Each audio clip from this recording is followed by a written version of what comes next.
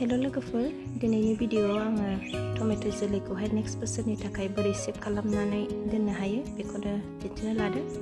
लोगोफोर, नैबेनो टमेट' फिथाइयाहाय, बेयो न'निनो फिथाइ। बेखौहाय आङो मास मोनथामसो जाबायमोन खानानै दोननाया, दासिमबो गाज्रि जायाखै आरोना। दा आं बेखौनो नोंथांमोननो नेक्स्ट बोसोरनि थाखाय बोरै सेभ खालामो दिन्थिलांनोसै। ओमफ्राय नैबेयो कटननि जि, बेखौहाय आं बाजारनिफ्रायनो लाबोदों, 10 थाखाल' लादों बियो। दा आं बेहायनो टमेट'खौहाय फोराननानै होगोन।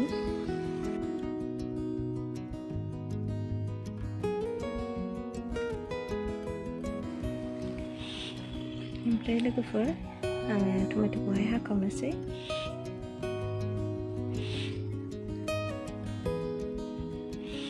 नै लोगोफोर, बेगराहाय, दा आं बेखौ सामसजोंहाय हायखांनोसै।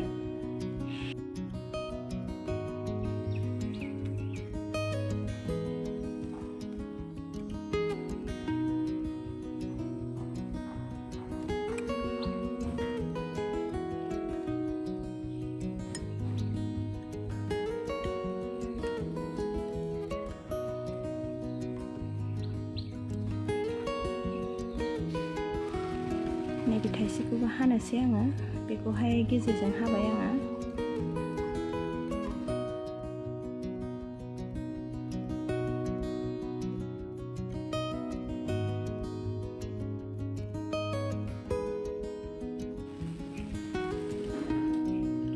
ओमफ्राय लोगोफोर, बेगरखौहाय आङो सिफ्रुनानै लाबाय मोजाङै।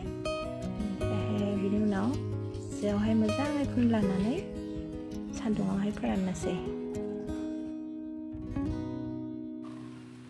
ओमफ्राय लोगोफोर, दिनै सान्दुङाबो एसे मोजाङैनो दुंदों, दा आं सान्दुङाव फोरानना होनोसै।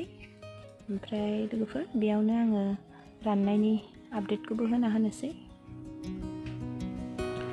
ओमफ्राय लोगोफोर, जोंना टमेट'आहाय नै बिराद मोजाङैनो रानबाय, रेडि जाबाय लोगोफोर नेक्स्ट सिजननि थाखाय।